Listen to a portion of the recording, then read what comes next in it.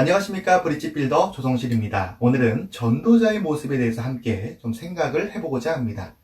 하나님을 믿는 사람, 그리스도인은 복음을 전해야 할 의무와 책임을 가지고 있습니다.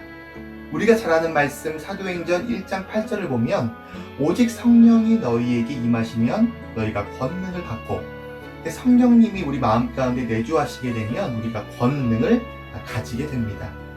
그래서 예루살렘과 온 유대와 사마리아와 땅끝까지 이르러 내 증인이 되리라. 증인의 삶을 살아갈 수 있는 것이죠. 이것은요, 우리가 이 땅에 살아가는 이유이고 또 궁극적으로는 우리가 추구해야 하는 목표인 것입니다. 특정 사람만이 아닌 모두가 이 일에 동참을 해야 됩니다. 누구는 인도자로, 누구는 상담가로, 누구는 섬기는 사람으로, 교회가 한 마음으로 이 일을 함께 했을 때 잃어버린 한 영혼을 구원할 수 있는 놀라운 역사가 일어나게 됩니다. 우리가 다가가는 모습을 보면요, 우리가 복음을 들고 갈 때 열정을 가지게 되죠. 하지만 열이라는 뜨거움도 필요하지만 정이라는 따뜻함도 필요합니다.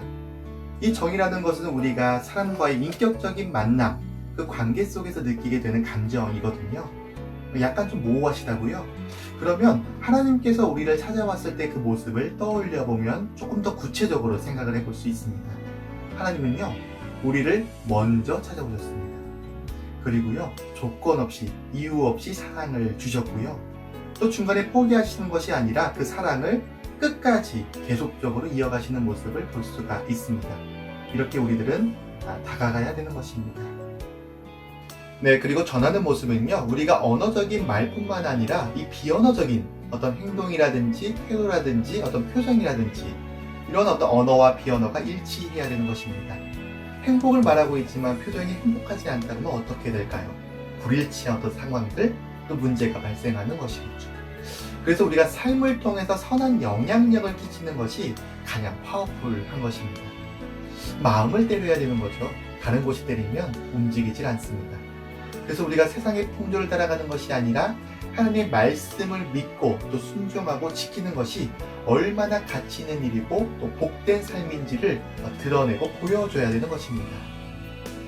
마지막으로 기다리는 모습입니다.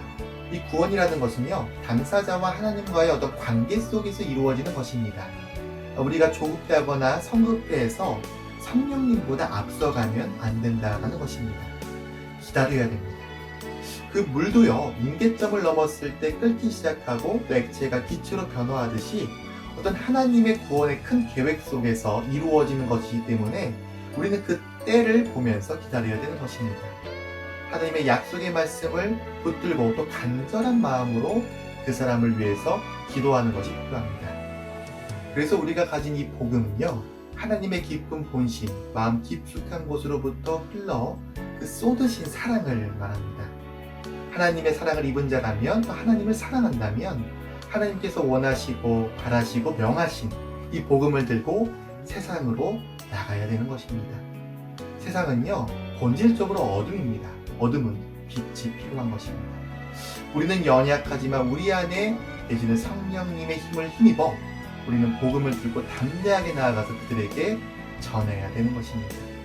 우리 모두 말씀을 붙들고 나아가게 되시기를 바랍니다.